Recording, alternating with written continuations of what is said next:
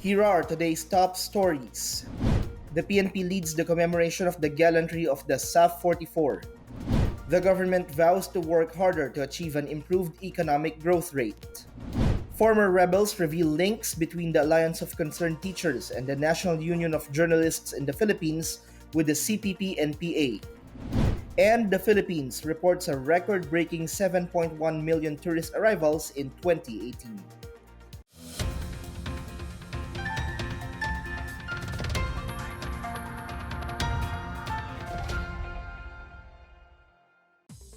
Good day, I'm Pia Rosas Morato. Welcome to the PNA Newsroom. The country commemorates today the heroism of SAF-44, the troopers who died in the line of duty in the fight against terrorism. The Philippine National Police led the ceremony to honor the 44 heroic members of the Special Action Force. Benj Bondok has a story.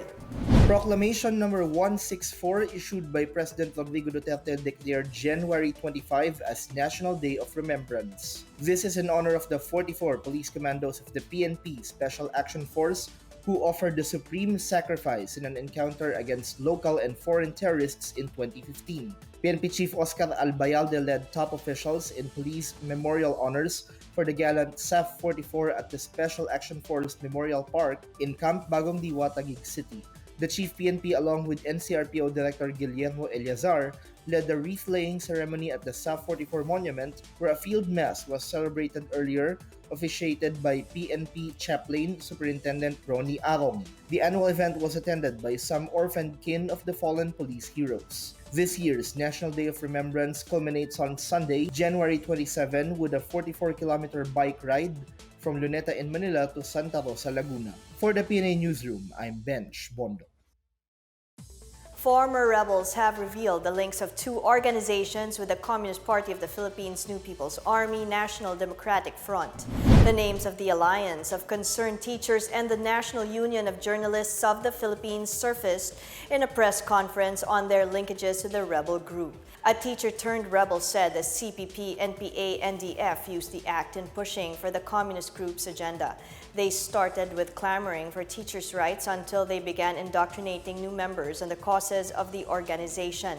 Another former rebel claimed to have observed anomalies in the NUJP, saying the CPP, NPA, NDF is using them as a shield by controlling information on their illegal activities. The Philippine News Agency is awaiting responses from the NUJP and ACT on the issue.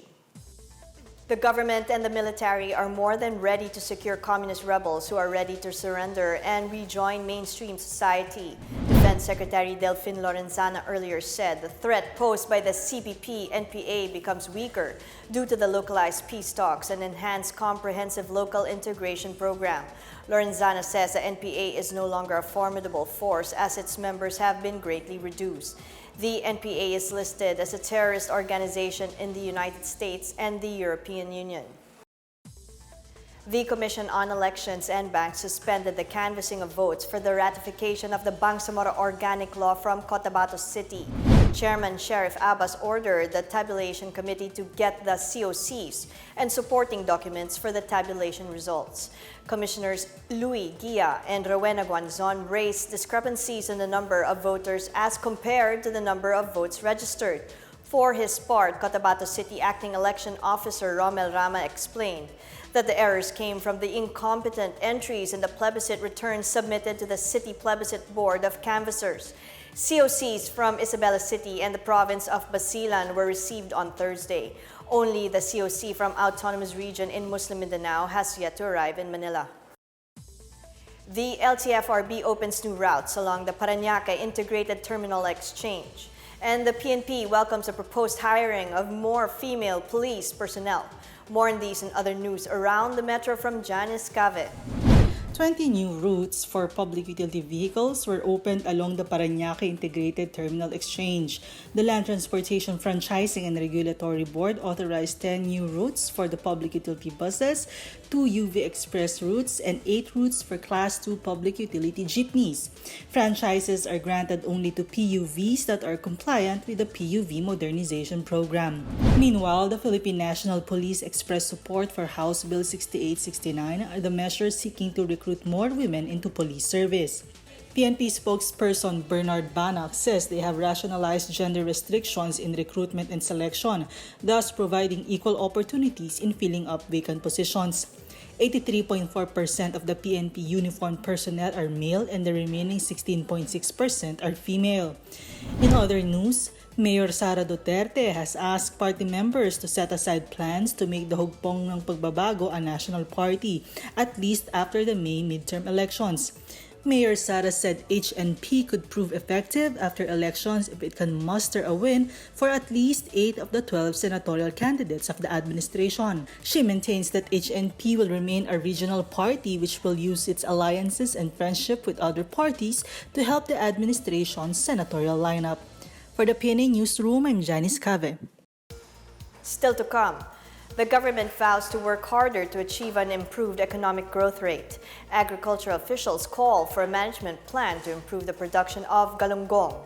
More on these when the PNA Newsroom continues.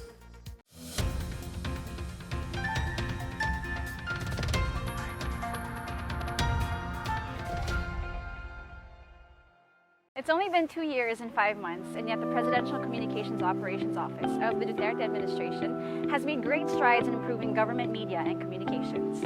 Under the leadership of Secretary Martin Andanar, the PCOO rehabilitated the facilities and infrastructures of various government-owned media agencies, most of which were left behind in poor condition.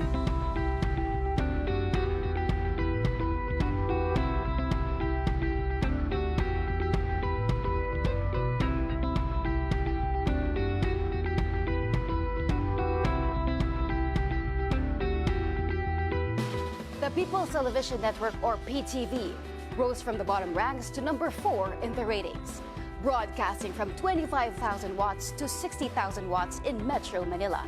And with the newly opened regional TV and relay stations in Baguio, Davao, Naga, Cotabato, Tagaytay, Zamboanga City, Zamboanga Sibugay, and soon Pagadian, Marawi, and the much-awaited state-of-the-art Mindanao Media Hub in Davao. PTV is now accessible in more areas in the country and with better quality. With more news features, high-tech equipments, and expansions, PTV's programming has grown far more competitive than ever before. More so in social media, where it has grown from around 50,000 followers in July of 2016 to 1.9 million followers as of November 2018. The Philippine Broadcasting Service, or PBS, has given government radio a much-needed jumpstart. Under the helm of Director General Bong Aportadera, the AM and FM stations of PBS has soared in the number of listeners and in affinity. Old and decrepit stations all over the country were remodeled into world-class booths. And with improved signal, people in far-out regions and provinces who were once unreachable by the media could now tune in with the rest of the country. The PCOO also revived the Philippine News Agency, or PNA, which is government's newswire, providing valuable news content from all over the country to various local and international news outfits. By renovating its regional offices and transitioning to the digital and social platform, the PNA has made information dissemination much more efficient and accessible. Visibility is the most important factor in public relations. And the Radio Television Malacanang, or RTVM, has made sure that the public sees a working government. By partnering with Facebook, President Duterte's activities are live-streamed and can be easily viewed in social media. RTVM has also started digitalizing its analog archive. Now easier for everyone to review the speeches and events of the past presidents. RTVM has expanded its services to capture the executive branch as well, providing the public with high level of transparency unavailable during the past. RTVM is well on its way into implementing the government satellite network, which will provide simultaneous transmission to 42,000 barangays around the country, even to remote places through the use of satellite technology.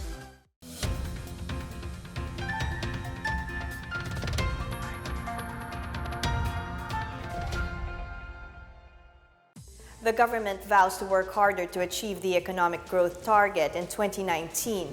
Presidential spokesperson Salvador Panelo made this remark after the government missed its full-year target of 6.5 to 6.9% in 2018.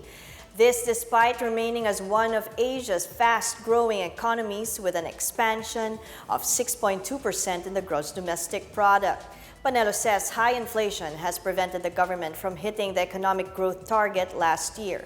Meanwhile, Socioeconomic Planning Secretary Ernesto Pernia says 2018 was the 7th consecutive year the Philippine economy sustained its growth of more than 6%. The country expects continued economic growth this year with the help of investment commitments from companies. More on this from Miguel Hill. The Philippines' economic expansion last year may have been slower than expected, but investment commitments from companies in 2018 will fuel growth this year. Trade Secretary Ramon Lopez described the 6.2% gross domestic product growth for the full year of 2018 as reasonably good growth. However, Lopez noted that he expected a faster growth for the manufacturing sector, which grew by only 3.2% in the fourth quarter of 2018. But the trade chief is optimistic about the manufacturing sector's potential for advancement this year, with investment pledges at the Board of Investments alone reaching 900 billion peso level. For IHS Markit Asia Pacific Chief Economist Rajiv Biswas, the 6.1% growth in the fourth quarter of 2018 was resilient despite the peak of oil prices in October, slowing down manufacturing output and easing export orders. He expects 2019 to be another year of robust growth under the Duterte administration's Build, Build, Build program. For the PNA Newsroom, I am Miguel Hill. The Department of Agriculture sees the need for a national management plan to address the declining production of round scad or galunggong. The government has started implementing measures like declaring closed fishing season in select fishing grounds as well as importation of galunggong. Some 75% of galunggong production comes from commercial fisheries. The first Galunggong Summit opened yesterday at the Philippine International Convention Center as an avenue to discuss the situation. Stakeholders are expected to solidify resolutions that will ensure the continued production of galunggong as well as its long-term protection and conservation. PCOO Secretary Martin Andanar met with Gov't's media practitioners as part of his Press Freedom Caravan. Andanar listened to a wide range of concerns from membership issues, medical support to journalists, and other PCOO programs. He has been meeting with journalists around the country to help address their issues and concerns and ensuring the protection and welfare of journalists. Andanar says the administration is serious in promoting government transparency and accountability with Executive Order No. 2, or the Freedom of Information. The event was organized by the Cavite Province Publishers League in partnership with PIA Calabarzon. February 2 becomes a holiday in Ilocos Norte. Meanwhile, police seized 1.5 million pesos worth of shabu at a checkpoint in Bulacan. More on these and other stories from the provinces from Janice Cave. President Rodrigo Duterte declared February 2 as a special non-working day in Ilocos Norte in light of the closing of its bicentennial year. More than 100,000 spectators are expected on the day of the grand event of the Tanok ni Ilocano Festival of Festivals. Other events are the declaration of the minor Basilica of St. John the Baptist Church on February 5, the I Love Ilocos Norte on February 9, and the Tanok ni Ilocano Motor Show to culminate the festival on February 22. In Bulacan, police arrested 3 suspects at the Comelec checkpoint in Barangay Pulong Sampaloc, Doña Remedios Trinidad. About 1.5 million pesos worth of shabu and firearms were seized from the suspects. 3 will face charges of transporting and possession of illegal drugs and violations of the Omnibus Election Code. In Cebu City, the DENR Central Visayas is set to inspect the waste management and treatment facilities of all resorts, hotels, and malls in the region. Regional Executive Director Gilbert Gonzalez has instructed the Environmental Management Bureau to conduct a stringent inspection and monitoring of waste treatment facilities of said establishments. Gonzalez issued the directive following the illegal disposal of untreated medical wastes on the seawaters of Lapu-Lapu City. For the PNA Newsroom, I'm Janice Cave. Up next, the Philippines reports a record-breaking 7.1 million tourist arrivals in 2018. Gilas Cadet 30 Ravina joins practice for the FIBA World Cup qualifiers. The PNA Newsroom returns after these reminders.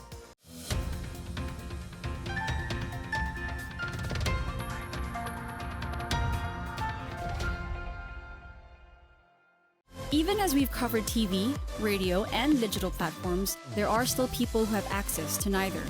That is why the Philippine Information Agency, or PIA, has intensified its foothold at the grassroots level. By reaching out to far-flung communities and strengthening partnerships with the local government, even down to the barangay level, PIA ensures that every Filipino is informed of relevant government services available to them. The agency has also renovated its theater to provide a platform for various government agencies to promote their projects. The PCOO is not limited to communication, as it also provides services for a comfortable life for all Filipinos. The Apple Production Unit, an attached agency of the PCOO, launched Passport on Wheels with the Department of Foreign Affairs to ease passport applications with mobile vans equipped with data capture devices. The National Printing Office has embarked on a modernization program unheard of in the agency since 1985. The NPO has purchased new printing machines to keep up with the times, introduced a one-stop-shop service for sales and marketing, and renovated its auditorium as part of its employee capacity building program. In November 2018, the Presidential Communications Operations Office, or PCOO, under the leadership of Secretary Martin M. Andanar, has established the Office of the Global Media and International Affairs.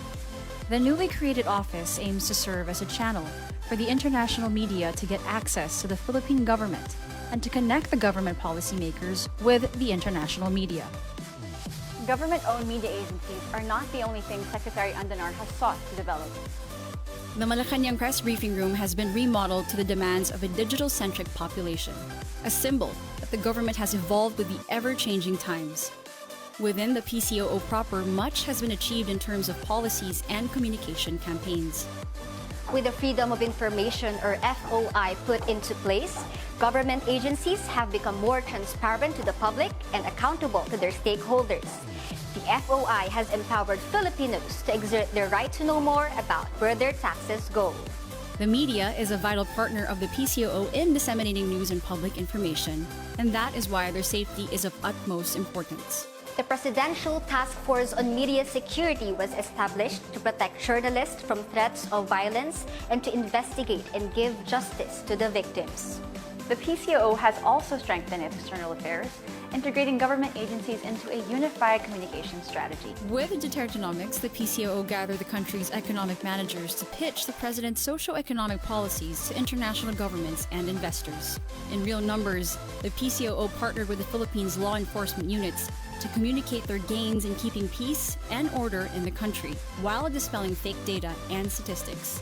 From this initiative came Rehabilitasyon, the government's all-encompassing campaign against illegal drugs, focusing on the rehabilitation and reintegration of former drug users. And Real Stories, PDEA Files, a show dedicated to presenting actual operations of the Philippine Drug Enforcement Agency in eradicating illegal drugs in the country.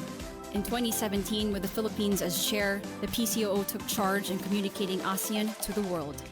Today, its relevance has resonated even to the farthest communities.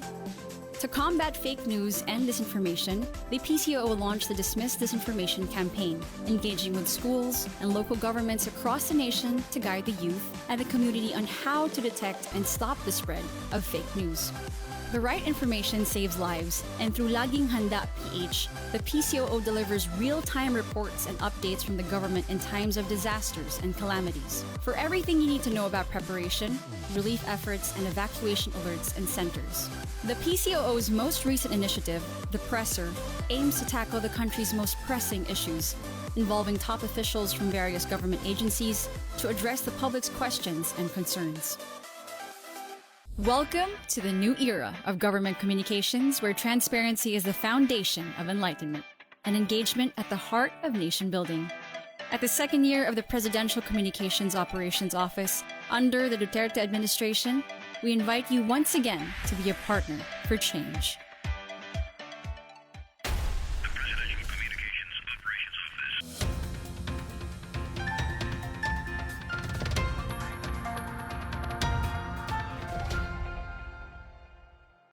The Philippines has set a record-breaking international tourist arrivals in 2018.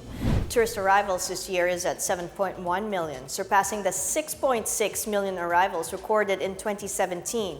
It is the highest ever in the Philippines tourism industry. South Korea remains the country's top source market, followed by China and the United States. Japan and Australia are also in the country's top 5 markets.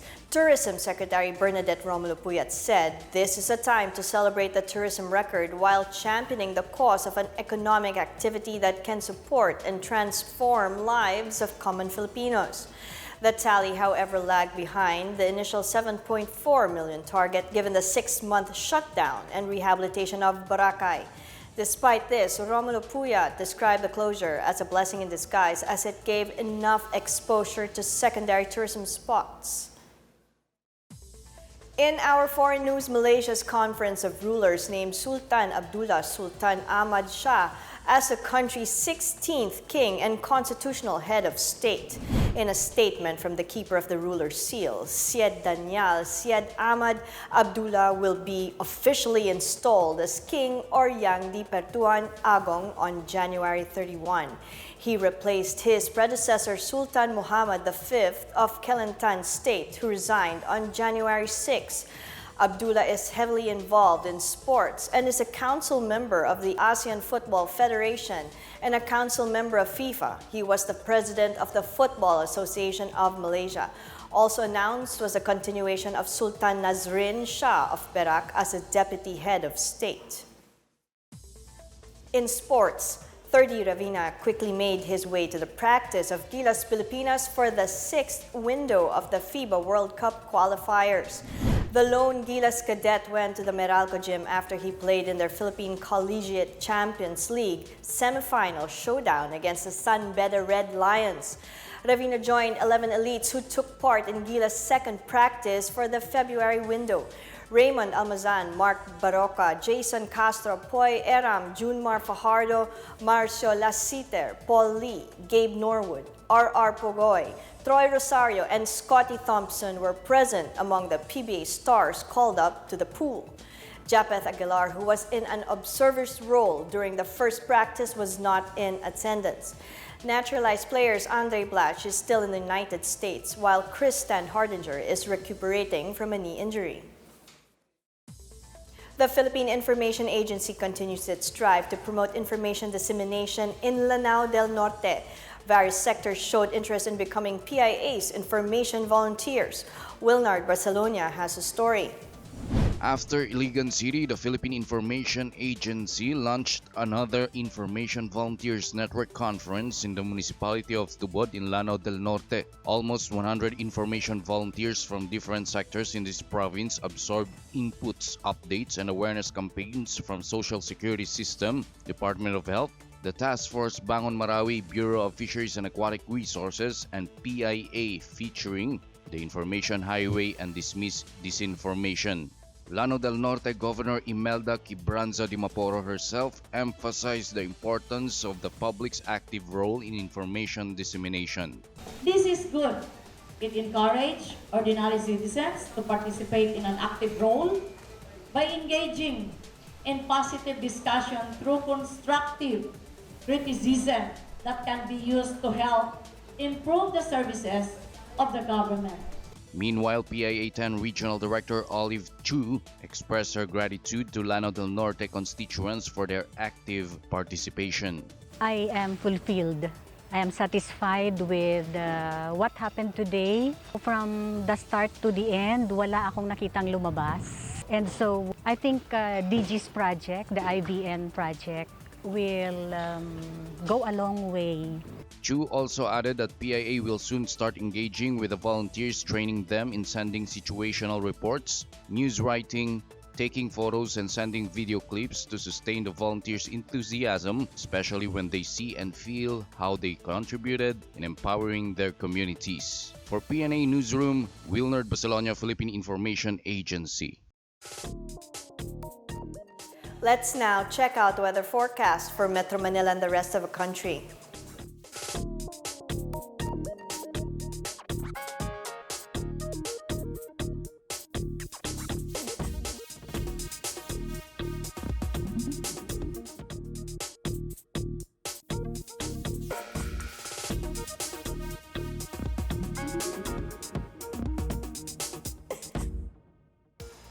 Let's take another look at today's top stories.